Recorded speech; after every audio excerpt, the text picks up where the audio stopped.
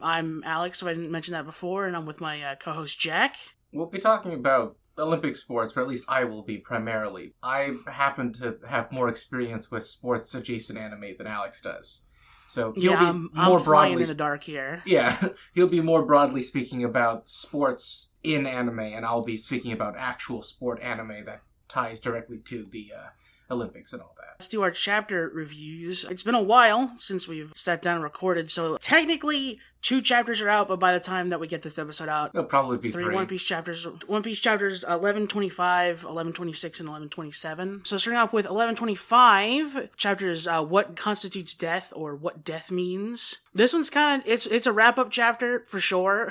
Yeah, it's just like, the Marines are like, we fucked up. Punk Records, like, flies off into the sky, which is a pretty good contingency plan. I did not expect Vegapunk to have that level of contingency for this, but yeah, they took the fucking whole cloud part of the island away.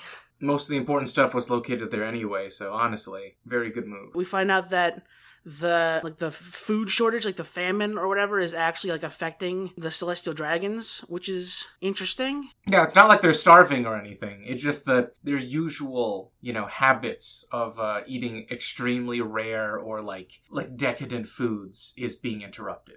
They're not going hungry at all. They never will, probably. They're just not allowed to eat, their 85 pounds of beluga caviar at will anymore. Yeah, they're not getting their choices anymore. The highest quality other food money can buy. They're fucking salty about that. Another a big reveal we get. Figarland Garling has now taken over as head of science and defense from Saturn, which actually is very interesting in what it implies. We don't see him use any special powers or abilities, but the fact that they're appointed to the position, and so quickly as well, I'm hoping means that it's like a hint as to where this power Im actually has, because if they can just kind of haphazardly, and not actually haphazard, obviously Garling has plot relevance and is probably incredibly physically powerful, but the fact that they can just quickly give this level of power to some person that they have within their vicinity is insane. Because I assumed originally there was like some long ritual process, because it looked like magic, right? From when we first saw it with the circles and all the things. But if it can be just done over the course of like an afternoon, that there's a lot of terrifying implications of what that could really mean to like the ceiling of how powerful they are and or how advanced the technology they already have is. The line between science and magic was already kind of blurred this arc anyway. I think it's interesting that the blonde one, the youngest looking one, he is at the very least like shocked by Garling's appointment. Yeah. Yes. Do you think he's shocked by the speed or the choice? It's hard to say. If I had to guess, it'd probably be the choice, but they were speaking down to him pretty hard when he first got into the room. Like, what are you doing sitting in that chair, boy? He's like, now hold on. Excuse me. Right, that's comrade now.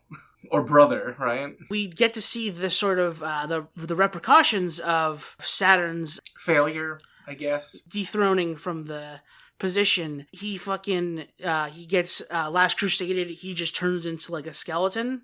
Yeah, my man gets unmade. He doesn't just, he gets straight up rent asunder. He is gone. They disintegrate his ass. So I'm thinking, if I had to hazard a guess, I'd say that when Saturn was appointed to his position, I think he might have been the way he is now. Like, his, like, old-ass, like, that makes sense. Judge curls and beard. And, like, after Im took away his powers, he just kind of aged to, realistically to what he would be now, which would just be, dust. Before that, I also skipped that Saturn uses his powers on Doberman. And just kills him immediately. I will say this, I don't think Doberman is dead. I mean, he could be, but at the same time, we've never seen that technique actually kill somebody. Well, it probably killed that Marine that he looked at. It did not kill Sanji, but also it didn't kill Sanji or Frankie, I think. I think Frankie got hit with it. To be fair, both of them are some of the toughest, like physically toughest members of the Straw Hats that we have. Sure, and we've never seen Doberman do anything. Yeah, so. Yeah. Hey, you can even give it up and say Doberman may have been a glass cannon, right? Maybe he was really powerful and cool, but he had, like, I don't know, terrible physical defenses or something. I think it'd be better if he did die, though. It'd be very Yeah, funny honestly, if I don't... Well, at the end of the day, it's just some no-name vice admiral that we don't give a shit about. Like, whatever. Yeah, like, if it was, like, Momonga or, like, Bastille, I might be like, oh, okay, that's fucking sad that they died, but, like... Yeah, well, we just learned these people existed, so, like, it's fine. We've seen Doberman before. He was a vice admiral pre-time skip as well. Oh, wait, was he? Oh, never mind. Then he clearly wasn't important then. Because I forgot he even existed. He was one of, like, the Buster Call vice admirals. Like, he'd be on the ships and, like, I guess just mean mugging people who are genociding. Yeah, he's there for the show. He likes to watch. Exactly. We see something. Then this is the part. The second half of the chapter I just don't really like at all. And that's all the Vegapunks are still alive, and they're in a fucking weird like multi-body part thing. The only one that we have any implication of being actually dead is Stella. That's it. Everyone else is still alive and kicking. Yep, Shaka, Atlas, Pythagoras, and Edison are all still... a chimera punk at this point, right? Although the funny thing is, if they all inhabit the same body, they're basically just actual Vegapunk at that point. I don't like this, first of all. Let me put that out there. I think it would have been better if all of them were in Lilith's head. Ooh, that would be cool, yeah. He can still keep the thing of them not having truly died because of the backups without... a separate, entity now that's just kind of out and about. I really don't like the hall, like the hall panel they have of like all of the Vegapunk parts, because it just has like these fucking like real doll like York bodies that are just there, and it's very unsettling. To be fair, York's regular body's a real doll body already, but yeah, I know what you mean. I mean, I don't just like multiples of them. I both like and dislike all the extra bodies. I like the bodies because it shows that they've already killed themselves by accident in experiments in the past, so they had to make all these backups because it just happens. But I don't like it because the stakes were already low to the ground before at Egghead for the actual Vegapunk's deaths. Even when I saw Vegapunk die, I still wasn't like that choked up about it. Because I'm like, one, we kind of just met the guy, and two, he's a science wizard. Like, he's gonna do science-based necromancy on himself. I thought he was gonna be like a big brain in a tube in punk records, but... I mean, he kind of already is. It's just that particular brain doesn't seem to have consciousness. It's like just memory. And then like the last few pages are just revolutionary stuff. I told you this before, I really just don't care about the Revolutionary Army anymore. Yeah. They've got like two people that I care about at this point. It's like Sabo and Ivankov, and even then... I don't even care about Sabo that much. It's just Ivankov now. Just our queen. Their time to do something has come and passed. Like twice. And I really just don't care. They had their time to do something impactful twice. They didn't, finish off, Burgess in the Colosseum, and they didn't do anything substantial in the Reverie. Somehow less important than Ace. With the same powers, and Ace has been dead for years. So yeah, that was that chapter, it was okay. The next chapter, 1126, Settling the Score. This one's also, again, it's another sort of winding down into, the next arc chapter. We get some catch up from the Giants. Apparently, they got Dorian Bragi to stop fighting on the promise that they would continue fighting somewhere else. They were like, oh yeah, we just told them that hey, you guys don't have any weapons anymore, right? How about we go back and get weapons again? And they're like, all right, we'll continue killing each other. Why not? It hasn't failed for us for the last 300 years. Might as well keep doing it now. We get some party panels. It's all very good and nice. Bonnie and Kuma are just sitting together, and Kuma's husk is smiling, which is very cute, and I like that. And it has some sort of good implications for Kuma to not just be a soulless machine. Yeah, just fucking grimdark for the rest of the series. Yeah, punished Kuma forever. Unless that's actually what his neutral expression is now, and he's actually dead. Flashback to something that happened a while ago. In a cover story, no less, which is the second time we're referencing something in a cover story. I mean, we already knew that they're basically all supposed to be canon anyway, but... Yeah, it's more just that, it's not... It's not usually, consistent, yeah. Or usually something that isn't very, important to the story. Yeah, like Buggy getting his bits back. The Red Ear Pirates caught Bartolomeo for fucking around, and Homie is finding out. Yeah... They really didn't stand a chance. I mean, no, they didn't. I mean, I'd be interested to see how they got past his barrier fruit when they fought. Maybe he just wasn't fast enough, I'm guessing. Yeah, I'm almost positive that's it. They probably just speed blitzed the crap out of him. I mean, the rest of his crew is useless. Like, it's genuinely him hard carrying everybody else in the Bardo Club. Yeah, at least Law has, like, a Beppo and, like, Jean Bart, but, like... It's like a reverse cross-guild situation, where the charismatic leader is also the only powerful person in the entire crew. Everyone else is just clowns. Bartolomeo did not take advantage of, like, getting any of the other gladiators from the Colosseum. Not even close, no. Because, like, Cavendish was smart. He got Suleiman, like, this fucking, like... Like this menacing, like, executioner guy, but, like... Bardo's like, nah, we're good. Yeah. we got Grandma on speed dial and can't get lost. Only the most passionate Luffy stans can join my crew, and you guys only like Lucy, who's a blasphemer. Or God Usopp, which, you know, that's an appropriate amount of respect for Usopp. Yeah, of course. Hongo, the Straw Hat's doctor, he offers up Bartolomeo a chance, in quotes, to get off the hook. And he's like, hey, I will give you this bottle of poison. You have a month to give it to him. And it'll make him, like, suffer and, like, bleed and, like, die very painfully. Ironically, it's a very baseless threat if they knew what happened to Luffy. I'm willing to bet if this poison was real, if they did that to him right now, he may not even feel it. It's quite possible he wouldn't be affected by it. My man was literally melting before from how poisoned he was in jail, so I think he'll be okay now. Like the fucking ride or die bitch he is. Bartolomeo just takes it and drinks all of it. Yep, immediately. Make sure all of it is gone. Honestly, like, fucking respect to the man. He's a real one, right? Don't even tell Luffy about this. I don't even want him to know that I've fucked up his shit this bad. Yeah, like, I don't want him to realize I sullied his name, right, or anything. Like, I just died in the middle of nowhere. Doesn't matter. I failed. Don't want it to come back to him in any way. He doesn't even want it to affect his emotions. Much less, like, his dignity and pride. Shanks hits him with a 2010s YouTube prank, and it was harmless. The expression that Shanks has before he says anything, though, is quite funny. It's just very neutral, like, even keel. No reaction to this extreme show of devotion. So yeah, and then they fucking haul ass out of there. Shanks is like, oh man, isn't it so great how much they care about Luffy? And then Yasop just fucking blows up the ship. With which, I don't know how he did that. It's a gun, not a fucking, like... It's a hockey gun. We've seen hockey do explosions before, it's fine. The going Luffy senpai has been sunk. Their status is unknown, which obviously means they're not dead. Yeah, they're definitely not dead. What I actually want to see with them coming out of this is I want to see that Bartolomeo's able to make a boat out of his barriers. I was thinking just like a bubble that they like hamster wheeled out of there. I want to see a boat primarily because it shows that he has a higher level of control over his barriers than he did before. Well, because before all he could make was a wall or a sphere.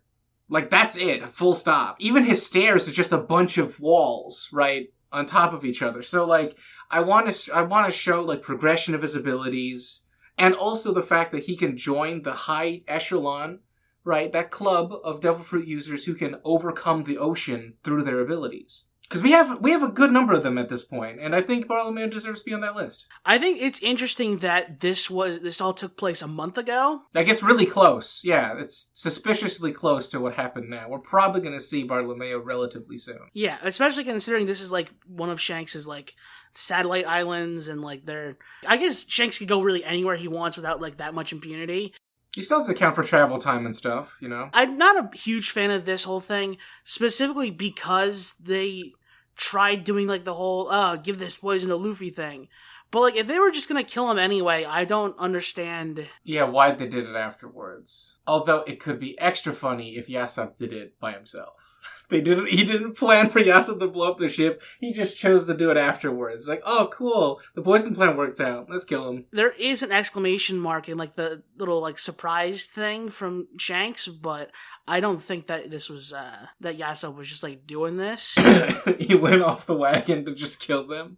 But yeah, I'm not like a huge fan of this, but I guess it'll be interesting to see what comes of this. Like specifically, like if Shanks like tells Luffy about this when they meet each other on Elbaf, if they meet each other on Elbaf, because well, spoilers for what happens in the next chapter. But We cut to the pirate island full lead. Blackbeard is admonishing Pizarro for letting Kobe get away. You know, it's kind of winding down, and like the Blackbeard pirates are getting like hyped up about finding the One Piece because of Vegapunk's message. Turns out Garp's alive. Just more death baiting from Oda. Kuzan apparently like tried to kill him, but obviously, you know, this is all... Garp's too important to die. Yeah, and also like this could just be like he's so like deep that he's he's like he never actually went bad. He's still good. He's also doing a fucking Princess Leia thing with Pudding, which I don't like that at all. Her like being arranged to marry like Sanji when she's like, I think she's 16 or 17. I think the official translations made her 18, but even then, that's still, like, whatever. But like, it's, like, not as bad, because, like, Sanji's, like, you know, he's 21, and it's, like, Blackbeard's getting a little too handsy, is what I'm saying. Yeah, he's Blackbeard. It's a piece of shit. I think he's handsy enough. Maybe he's not handsy enough. We have to draw the line somewhere, but, like, I think it's in character for him. And if you don't like it, that's good writing, because you're not supposed to. Bad guy service for Blackbeard, which is good. Yeah. Apparently, from the Lafitte were attacked, like the underworld shipping. They're like, and Lafitte's reporting on like the revolutionaries are like breaking down supply lines and stuff like that. And there are a bunch of pieces moving into place. Katarina Devon and Van Auger are back with Caribou to full lead, and he's gonna spill all the beans on how he literally knows the location of 2 ancient weapons. Oh man, I still want them to kill him after he tells me. I mean, honestly, like it would be, knowing Oda, he's probably gonna like be alive, not because Oda likes to spare people, but because he's just such a miserable cretin. Yeah, it's funnier if he still isn't dead somehow after all of this. But he's still put in just like distressing circumstances. Oh no, he'll probably be functionally tortured for the rest of the series, but Caribou really shouldn't be alive. We cut back to the Elbaf ship, and the Sunny is just fucking gone. Yep, Sunny's gone, and we think they got probably abducted by some giant thing. I'm assuming it's a giant thing because they're basically stuck inside of a Lego house. Yeah, so they're in a Lego house, and Nami's wearing like a sort of Viking-esque outfit. So it's probably a giant pirate, and it's also probably like either a bad one or one that's really delusional. So there is, like, the full spoilers are out for the chapter. 1127, Adventure in a Mysterious Land. Starts in Elbaf, a giant village whose houses are also made of Lego-like blocks. Giants talk about the fire that suddenly started in the forest. Gotta put out the fire so it won't damage the Yggdrasil tree. The giants are shocked because there are giant bees falling from the sky as if they were attacked by something. Oh, one giant is like, according to the people of the forest, the rumble just now is the sound of ear god falling to the ground. And then another giant is like, how could something happen to a rabbit of that size?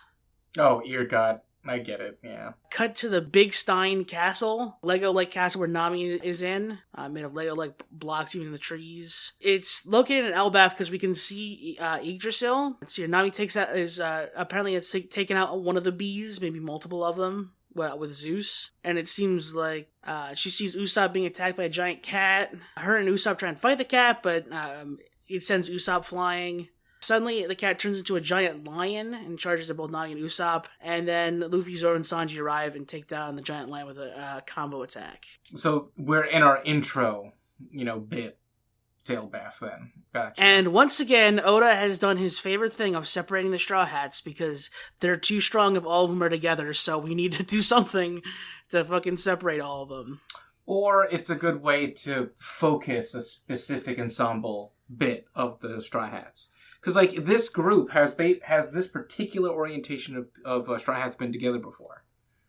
Yes, this is the East Blue Straw Hats. That's good. No, but like recently, I mean, like within the last couple arcs, has this been the crew? No, Usopp and Zoro were not on Whole Cake. Sanji and Nami escaped from Dressrosa early. Yeah, no, they haven't like specifically been together for a while. So, and I think that's probably one of the big reasons he does this. Kind of brings specific chemistry between a larger, ensemble cast to more isolated groups like that.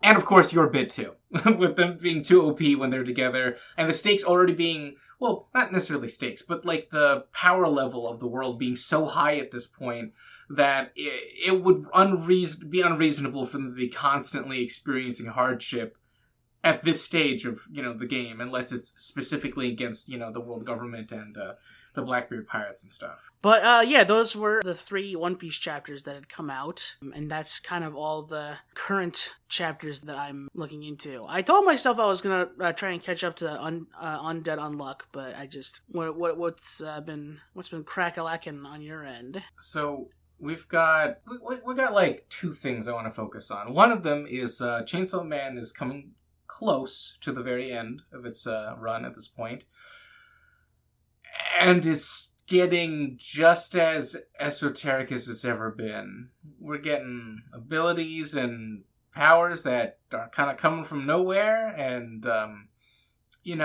visual gags that border on just full-on body horror. Standard stuff. So, last time I talked about this, Denji was snapping, he turned into full-on Chainsaw Man, ate everybody's ears.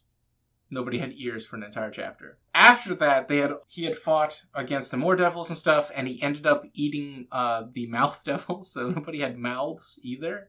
They got their ears back, but they didn't have mouths for a bit, and eventually we got to a point where War, one of the horsemen of the apocalypse and one of the strongest devils, whose entire bit is that she's been like the sub character of or secondary character, deuteragonist or whatever, of the second part of Chainsaw Man. Like, her story was alongside Denji's. If anything, hers is more important than his. Her entire deal was that she wanted to fight and kill Chainsaw Man because she's the god of war. Denji at some point in the distant past had kind of like just ruined their plans, because his whole thing is that he accidentally is a hero, right? And by being the devil that the devils themselves fear, he kind of kept them in check and made, the apocalypse not happen originally. So now, she wants to kill him, that type of thing. And she fights him. He rips off her arms, standard, right, type of thing.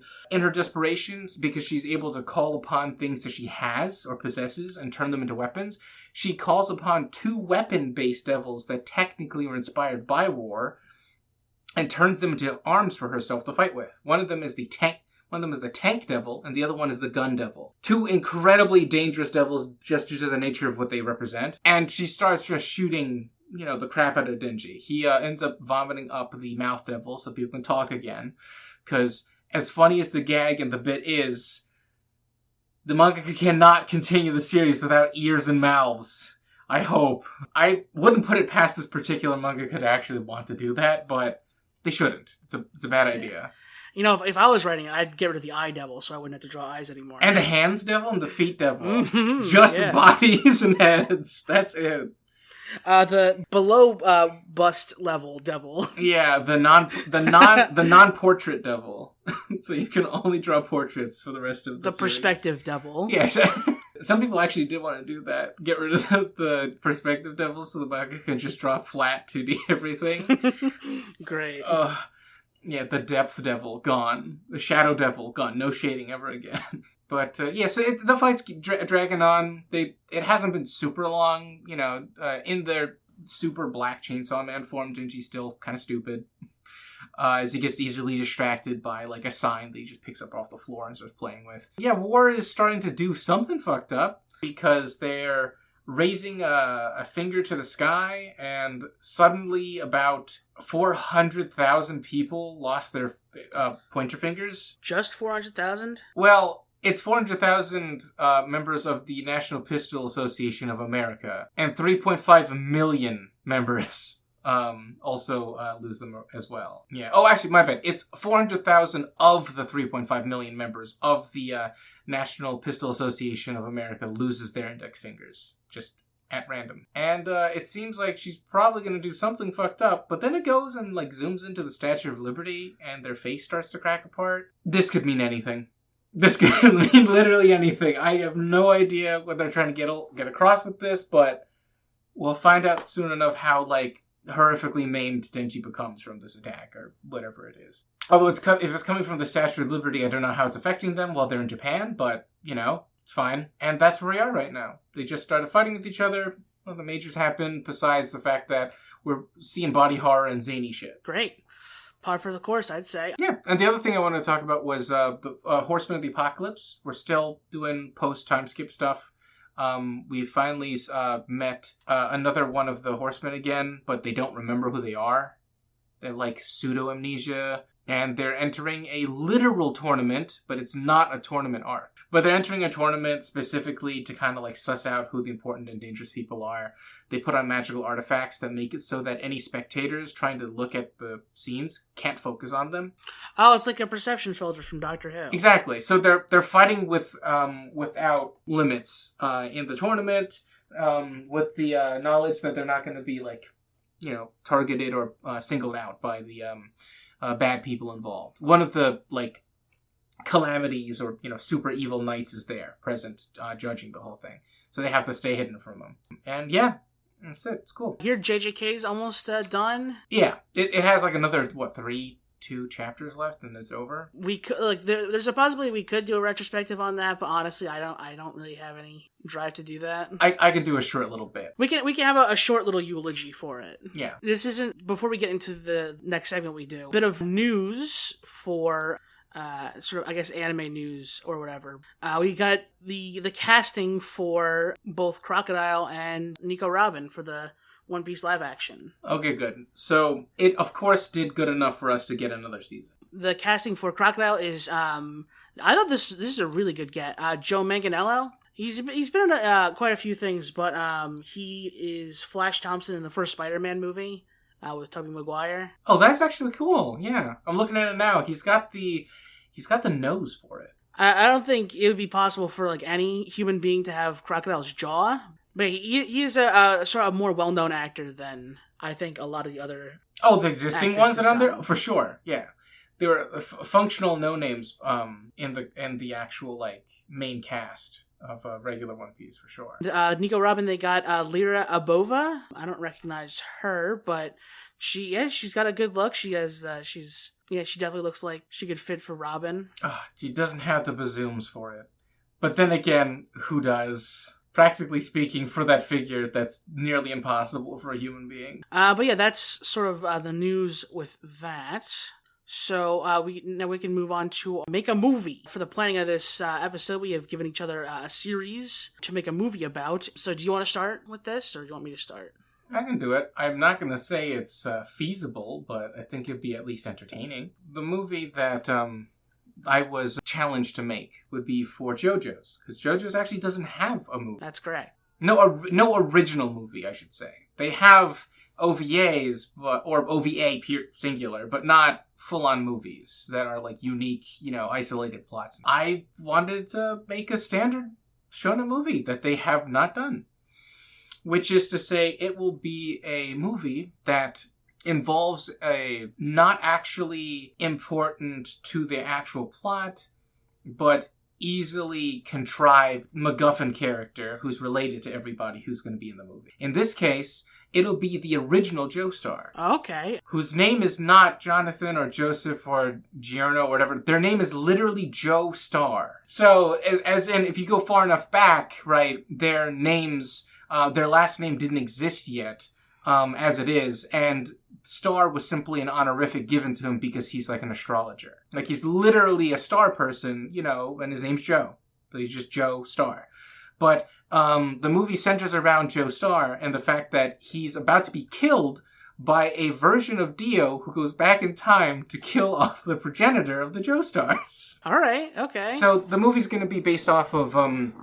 all of the mainline JoJo's that we have, right? Actual JoJo's, though. Like, not people just go by JoJo. Like, the actual blood relation of the Joestars. So anyone within the Joestar bloodline, adjacent or otherwise, would be showing up to protect, their lineage, right? And the things that they're protecting Joestar from is a legion of alternate versions of Dio from different points in his own life. So the main line Dio that they would have to deal with is the oldest one, right? The one from the furthest distant future that's somehow still alive, because of course he is, that brought the other younger versions of himself together to kill Joestar. Primarily because he's the only one batshit insane enough to come with the plan of, there's no repercussions if we just kill the original person whose bloodline we've been fighting forever, right? Even though their bloodline adopted us in the first place. And also, I'm currently on the body of one of them. Yeah, exactly. So, Sure, obviously, okay. terrible plan, but he's insane. We get it, right? And we get to see all the JoJos fight their own respective equivalent, Dios, aka, like, age equivalent. Dios, like Dio from this point in his life cycle, as a vampire person versus this particular Joestar. Jonathan fights Dio Brando. Jotaro fights all caps Dio. Yeah, exactly. It'll be revealed that towards the end, as these copies of Dio, right, in his alternate past lives, are weaker than any wholesale one because they're all technically the same guy. So any damage the younger ones take, the older ones take as well. Right, okay. So, as they're getting beaten up, they're basically getting beaten up by the entire Joestar family at the same time. Joestar, of course, is being inspired by watching his descendants, right, defend him so vehemently, as, of course, they would have, like, fun little bits where they find out there's, like, some common through line with all of them. In this case, it might be the fact that they're all kind of, like, bimbos, or himbos for most of them. I would think that a sort of temper issue would be a good through line. Yeah, they're all pissed off pretty easily, and they're all kind of bimbos. But yeah, so they bond over that, and then as they're fighting and everything, Dio gets desperate, and he ends up summoning a trump card, which kills him. His trump card is that deep enough into the future, he managed to find him, and he brings cars with him to fight them. And this is this is a version of cars that Dio from the future would have found in space, frozen, as like a brick. Of course, Cars being who he is, functionally can't die. So even as that frozen brick, he would have had like tardigrade genes or something stupid to keep him alive that whole time. So they bring him back, and you see the future Dio bring back like this giant slab of ice. They at first don't know what it is. Like, oh, is this like a new power or ability or something? And then he smashes it apart, and the bits and pieces inside of it reform into Cars, who immediately rips out Dio's heart and eats it, as he hasn't feasted upon vampire flesh in so long, and he's hungry. So he proceeds to eat and kill all of the Dios by himself when he gets brought as a trump card to fight, the Joestars. And Cars just starts wrecking shop. He's just taking names, absolutely destroying all the Joestars who are trying to fight him at the same time, besides Joe himself in the back. By the time everyone is single-handedly taken down, the last of the Joestars to kind of hold them off, for me, because I like these characters the most, it'd be Joseph and Jotaro, holding them off as the two respective strongest members of their lineage. One as in physically strongest, and the second being the strongest stand user, right? Of the respective, time generations and everything. They're trying to hold them back, and Joe, not because of any particular other plot contrivance like arrows or whatever, is able to manifest the stand power for himself by being exposed to the energies and just kind of inspiration from all of his, descendants and everything, and he activates his own stand ability. During this fight, by the way, we'll find out that Cars, in his time, would have also developed one as well. Primarily because I want this stand to be real, and it fits him really good. The stand that he would have would be called Born to be Wild. And it allows him to split off pieces of himself into fully fledged other animals that aren't necessarily Earth animals either, because he's been floating through space this entire time. So there's like aliens and shit that he's branching off of himself to fight people. At some point Jolene tries to beat him up by just Oro-Oroing him, and then she gets attacked by a Xenomorph or something. They just start fighting the Predator. I want Joestar to develop an ability of his own, and through the combined energies of all the Joestars of his, descendants, right, he awakens to his true power, and of course he'll do his very first successful Oro ever, and he's able to single out Cars by using his ability, which is just the two of us. Also very good. I like that. Which forms into old school knuckle dusters, because he'd be really old being the first Joestar, so, and old isn't time-wise, not age. Yeah. So he'd form old school knuckle dusters that force his opponent into one-on-one combat with each other, where the person whose will breaks the first dies. So he's able to overcome Cars' hacks, OP abilities by basically forcing him into a one-on-one confrontation with him with the stakes of their lives being on the table. And because Kars is by himself and he doesn't have his family to back him, he can't stay, and last Joe, who always keeps getting back up to, fight against him and never gives in. Mm. And after Kars dies, everyone goes back in time again. Of course, it's not canon and everything because, time stuff to begin with is already kind of nebulous to be canon to begin with. The movie ends with a mural that is found to be in Jonathan's mansion, like back in the day, right? There's a mural in Jonathan's mansion before it got destroyed and burned and everything. And the mural looks like an old, medieval painting. But in it, you see all the Joestars just represented in old-timey, painting and stuff. Just as a reference to the events having actually happened. And that's it. Very nice. Okay, I like that a lot. Yeah. And the name of the movie be JoJo's No Time to Dio. It would be spelled Dio, of course, but that's the pun. So I had sort of two ideas going into this because you gave me a very interesting one, which was My Hero Academia crossed with Marvel. Obviously it's, the superheroes and that's natural for crossovers to happen, but Disney's never going to get their hands on that, of course. I'm guessing. Yeah. I mean, Hirokoshi also is publicly stated that he's a huge superhero fan himself, and especially characters like Spider-Man. I had there was a few options. Obviously, there could be a situation like a Mojo World situation or a Beyonder thing where all the heroes are just taken to a plane, and then they all have to fight their equivalencies or whatever and stuff like that. And I think that could have been something, but I wanted to kind of go with maybe highlighting some characters that don't get that much attention. It would probably be closer to an OVA, but I think you could make it into a movie. And this would be called the Slacker Squad versus the Sinister Six. So lesser known My Hero protags versus the actual Sinister Six?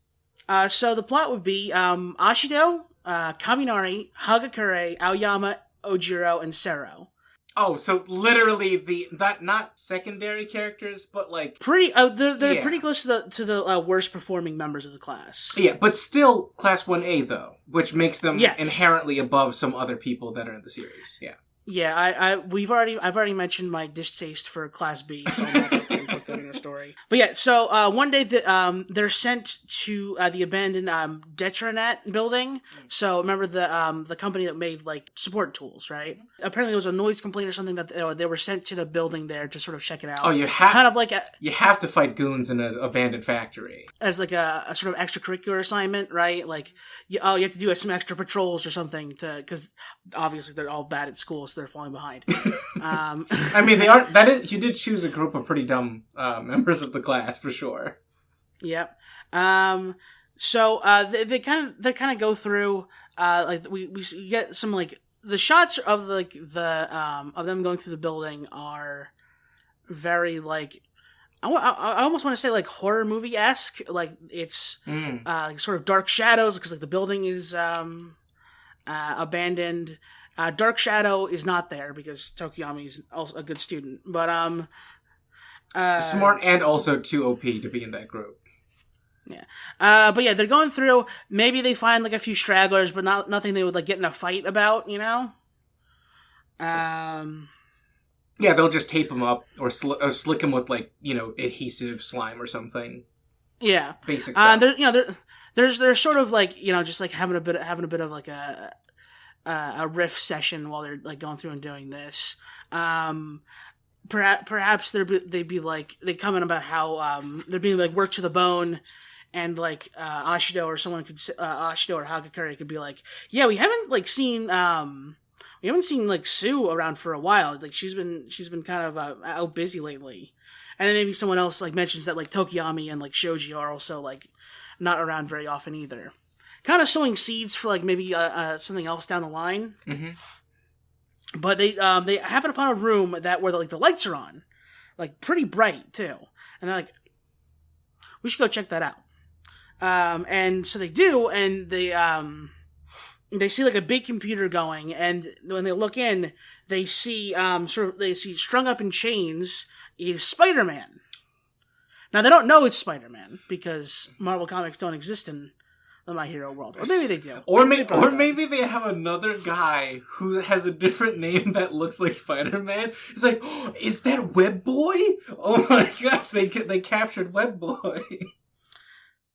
But yeah, like they see him and they sort of go to like try and like get him down, and he's like, oh, it's a trap, look out! And then whoosh, something grabs Sero, and then crash, a giant shadow plows into Ojo and Ashido, and then like zap, something like knocks Kaminari away, and before anything else can like go off, Hagakure does like a light refract thing and kind of like does like a flashbang. And, like, takes Aoyama out of there. She's like, all right, we got to get the fuck out of here. They're like, fuck, what are we gonna do? We have to, like, go back there and get them. And then we cut to, like, them, and, like, they're sort of, like, fighting right now. So it would be Sero versus the Vulture, Ojiro versus Electro, Ashido versus the Scorpion, and Kaminari versus the Rhino. Oh. We don't see the other two. We don't see one of the other members, but we do see Mysterio is now chasing Hagakure and Aoyama. So the kids are doing pretty okay. Like they're experienced heroes by now. We like through the fights we find out that like the villains have upgraded their tech with all of, like the support items and stuff around. That's fair. And they also know how their quirks work because they're registered with like the hero service. But the villains aren't, of course, so their abilities are mysterious. Although, Rhino's is pretty obvious. Just large gray man that's, seems to just break everything he touches. Yeah. So we sort of cut back to the two that got away, sort of like being chased like Thriller style by Mysterio. We get like the Far From Home, like hologram, like heavy stuff where like they're seeing a bunch of like crazy shit. They're like just getting freaked out by it because the two of them are kind of have like a sort of scaredy cat personality. Aoyama certainly does. Oh, yeah. Hagakure also... Getting over her own character is actually a bit of her character arc anyway, so... But yeah, and then we see like Mysterio sort of like laughing as he's got them like in a corner. But then he's like we sort of see like a first person view, and then his HUD, like in his helmet, just gets like fucking covered in like pink dancing cats. And...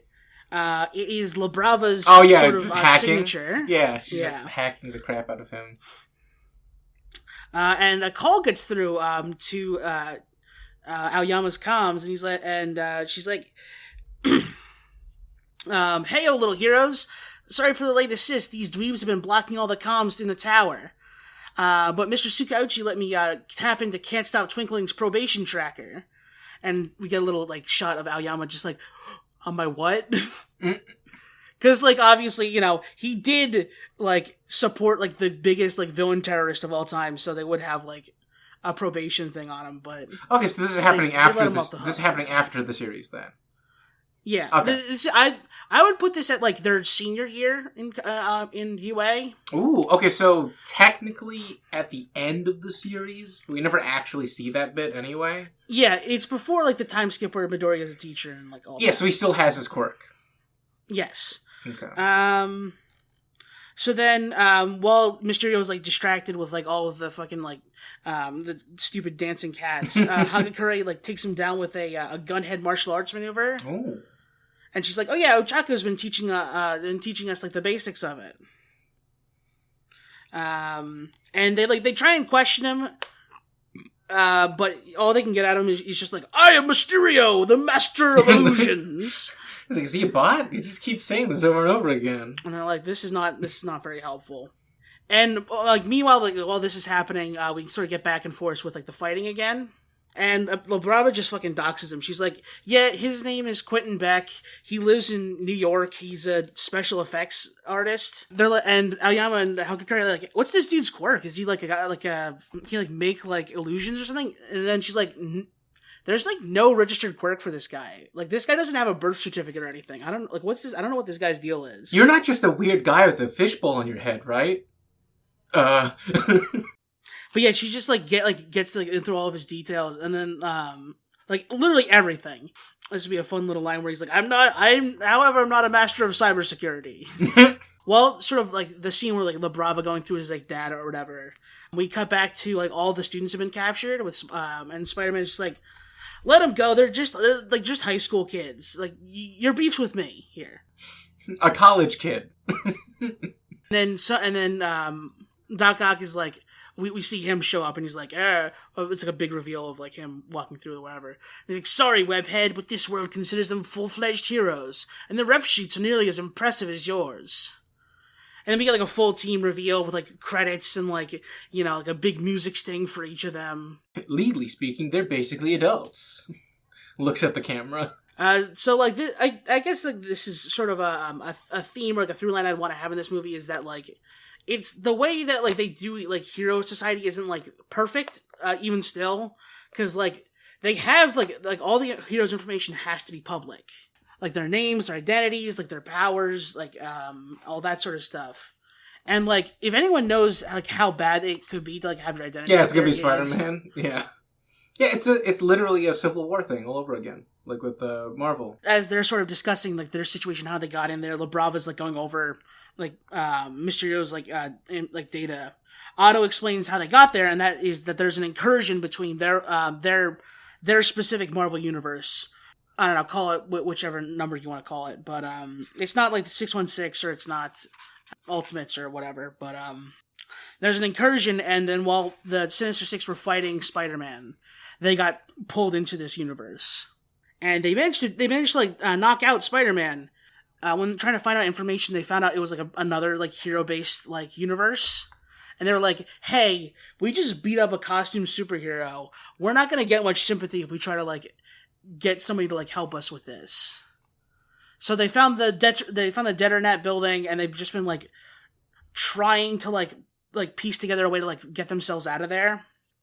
And their plan is that they were trying to capture like some high profile like heroes or something, so they could like hostage them and like ransom them for like information and like a way to get out of here. And then while all that's happening, we see a naval laser beam just blast through like their like chains or whatever. They're all free, and then we get a second round, but now it's better like team ups now. So we have Ojiro versus the Scorpion. Two tail guys. I imagine Ojiro's like trained his tail to be like way stronger, so he just like fucking breaks it. Ashido versus Rhino. Her acid can like melt through his suit and like also make the footing slippery, so you can't like get a charge in. Kaminari versus Electro. I mean, he's basically built to fight electric guys. I mean, they both kind of are. But at the end of the day, I'd imagine the Kaminari probably can fight physically better than Electro would. Yeah, and he's got the shooters too that can like redirect electricity and stuff. And then Hagakure and Aoyama versus the Vulture. Even if like Aoyama can't hit Vulture directly with like his lasers, she can just like redirect, like refract them. And just like get Vulture in like a situation where he can't get out. And we get Sero and Spider-Man fighting Doc Ock, like where Doc Ock can like fight one Spider-Man pretty well with like his arms or whatever. Two of them, especially with like one of them's using a material that he's not used to fighting with. Yeah, it's like, is this Scotch tape? What? This is both Scotch tape and like nails. What the fuck is this? Ugh. Yeah, the adhesive, it feels like saliva. I don't like this. Yeah, this is very like I hate this. But yeah, so they have the fights and whatever. It's all very cool. And then afterwards, like they've got them all tied up. And then Spider-Man's like, "Hey, thanks guys. This incursion thing is still kind of a problem, but I have a friend who's been working on this exact sort of thing." And then he like pulls out like a rock with like a rune on it and taps it, and then a Doctor Strange portal opens up, and he's like, "Peter, how do you keep getting like sent to these messed places? Up with it's always you. We need to look into that." And he's like, "Haha, I know, right?" And he winks at the camera, which nobody else is aware of. But yeah, so that's sort of that's the Slacker Squad versus Sinister Six. I had another idea for like the mutant type quirk users to meet the X-Men, but I just nothing. I couldn't really think of anything that was like substantial with it.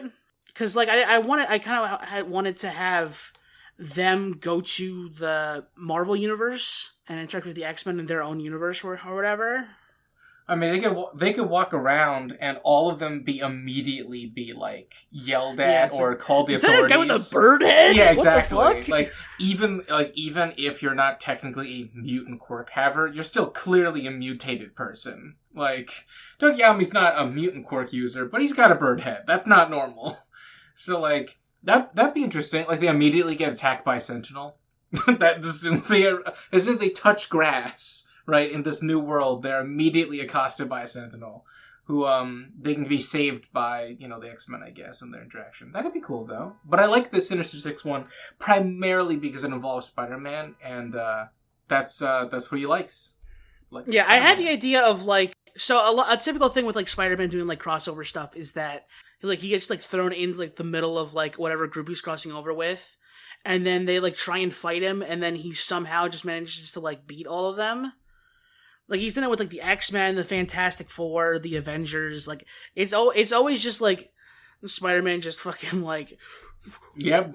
Oh my god. Dodging everything, webbing anything down that isn't webbed to the ground, and then doing some science-related thing to find a peaceful solution to what needs to get done. That's my movie. I'd watch it. Yeah. But now let's get on to our topic of the day. Going over sports. The Olympics and sports. Sports! The first sport, which is very funny, because genuinely I don't think there's more than maybe 1 or 2 anime that even cover it, is swimming. The only one anybody can really think of is Free. It is pretty impressive, though, that there even is a series that covers swimming. Yeah. But... there's the actual main theme of the thing. Yeah, so Free is easily the most popular one that exists. And it's also 85% of all the ones that exist. Because there's spin-offs to Free that I didn't know existed. There's a bunch of them. There's a new one, which is high-speed Free, starting days. When they're even younger children than they are when we meet them. So we get to see Shota abs. Our favorite. Because, I mean, Free really, really had an obsession with the character's abs. I myself do not have any experience with the manga or the anime for Free. I just know it exists and that it is fine. But I am too straight to have enjoyed the series. Yeah, no, that's I'm way out of my literal depth in this case. But that's it. I had to cover it though, because swimming is easily one of the most popular and well-known events in the Olympics, and we have only one choice basically. So, what about you, Alex? What sport thing, right, do you want to bring to our attention? So I do what I do best, and I look to the series that I know already if they've done anything similar to including sports. Surprising addition is One Piece that had a little like OVA sort of deal with soccer or football, I suppose. Anyone who's wrong, but yeah, there was a little short. I think it was around the time right when Chopper joined the crew, I think. And it was just like the pirate team versus the Straw Hat team. It was before we met It was like in between Drum Island and Alabasta, because Crocodile isn't in it, or Robin. Yeah, so like it's like a fun little thing. The characters are like kicking, they're making free kicks, and Sanji kicks the ball so hard it flies around the world and scores in the goal. Hell yeah! Does it at least catch on fire? I think it does at one point. That's good. So yeah, that happens. Pretty simple thing. This isn't like Olympic sports at all, but there is technically an arc where with the Davy back fight where they kind of do sports. There's like boat racing and whatever the like head ball game they play is, and in the filler there's like a roller derby race, I think. But yeah, and then obviously boxing, which a lot of series have like boxing stuff in it. Even if they're not related to it, but they're usually short bits. It's never very long. Foxy is apparently an accomplished boxer. There's also apparently a XXX boxing tournament somewhere. We find out through Ideo. That he was like a champion of it, right? Yes. Which, I mean, I'm not entirely sure how fair that would be, because he can fucking make explosions with his punches, because he has an extra joint in his arms. A series that I was surprised didn't have like any reference to sports is Dr. Stone. I thought there would have been like something, but no, like nothing at all in there. Like reinventing football or something would be cool. And there's also nothing for Naruto, obviously. There's no like ninja sports or whatever. Same thing goes for Bleach. Nothing in My Hero either. I mean, you've got the fitness test, which is kind of like doing some sports. Throwing a ball. Yeah, that's like 60% of sports. It's like easier shot put. I'm pretty sure there's no like sports-based stand users or stands in JoJo's. Honestly, sports don't really come up that much in like non-sports series, which I mean makes sense, but like, duh, Yamcha's a professional baseball player in Dragon Ball. Realistically, every single one of the Z Warriors should have become professional athletes. Yeah, there's a little non-canon like thing where the Universe 6 fighters go up against Universe 7 and play baseball. No sports references in Baki, which I was surprised about. I feel like... Ironically, the entire thing is kind of about martial arts, which is a sport. Mixed martial arts. But yeah, but even then, it's fantasy martial arts. Like... Though there is...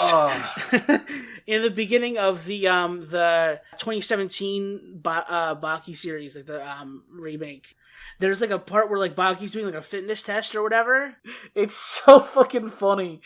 There's a bit where he's like running in like a long distance race or whatever. He's like doing so good. He's fucking booking it around the track, but like because his muscles aren't used to like actually running and just used to fighting, he just like can't fucking finish the race.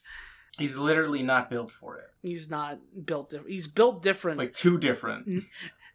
Parentheses negative. But yeah, that's sort of my breadth of knowledge on stuff. I guess going as a fishing pole if you really want to like get really granular about what constitutes a sport. And Kilo, I mean, hold on. Olympic sports, Killua does do use a skateboard.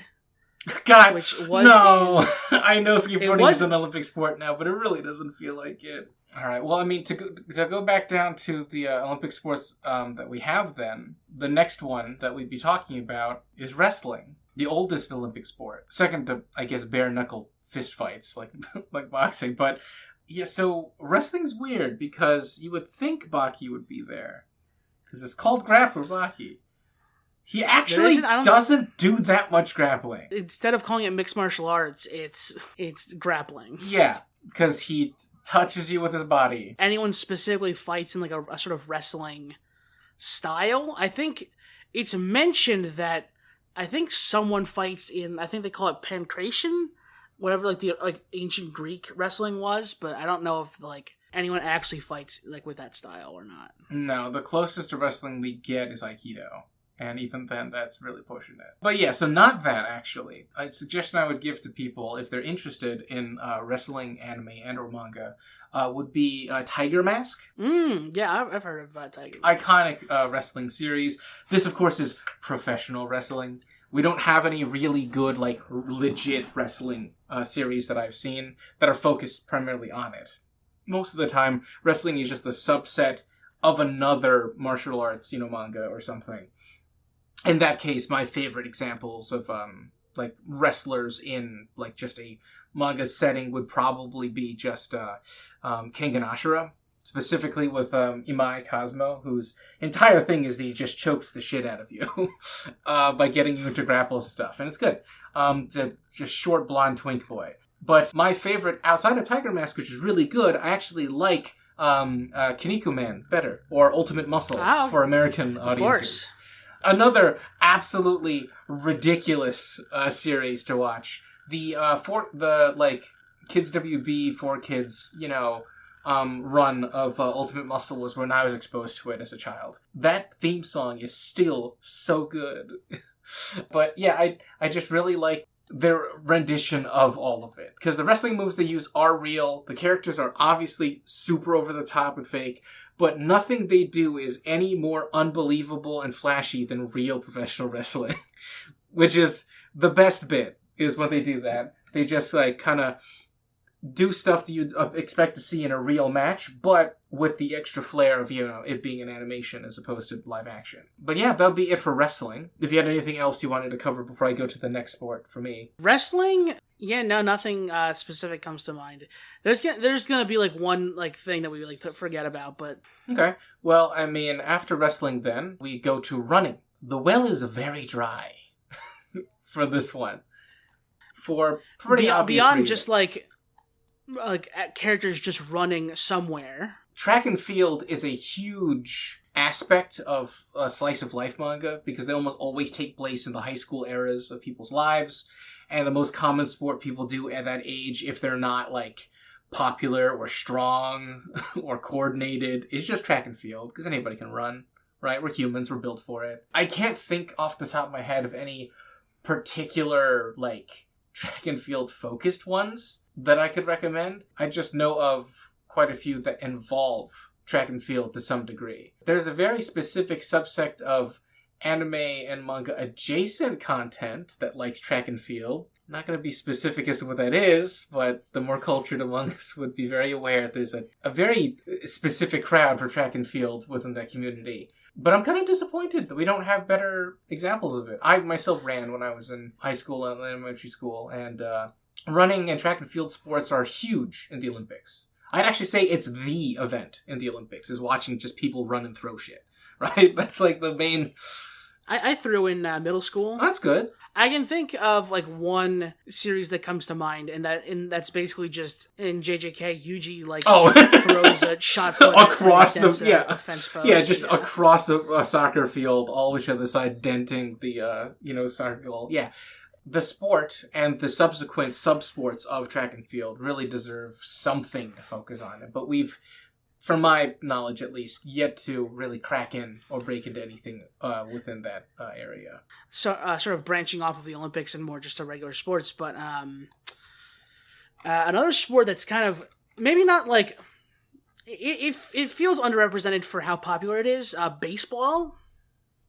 Yeah. At least in Shonen. We got like... In Stardust Crusaders, Jotaro plays a baseball video game against Darby the Gamer. Oh, that's a baseball.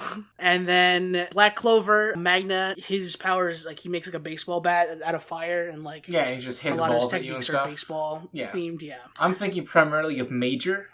Major is probably the most prolific actual like baseball manga that we have. Just haven't stopped playing baseball for like 35 years.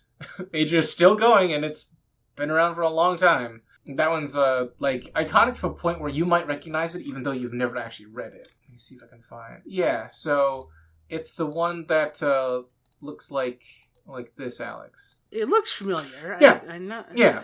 The actual like cover arts and stuff for it are iconic, where it has the big red, Major, I guess, logo, right, for it, with the baseball in the center, and then the background is meant to look like the stripes of a uniform. But yeah, Major is like a dedicated baseball series, and if you like baseball, you'll like Major. I don't like baseball, because I think it's the most boring sport that involves a stick. But, for its fans, there are plenty of good things to enjoy about it in Major. Now, mind you, baseball is also a funny sport in other series, because it's almost always used for a gag, from my experience.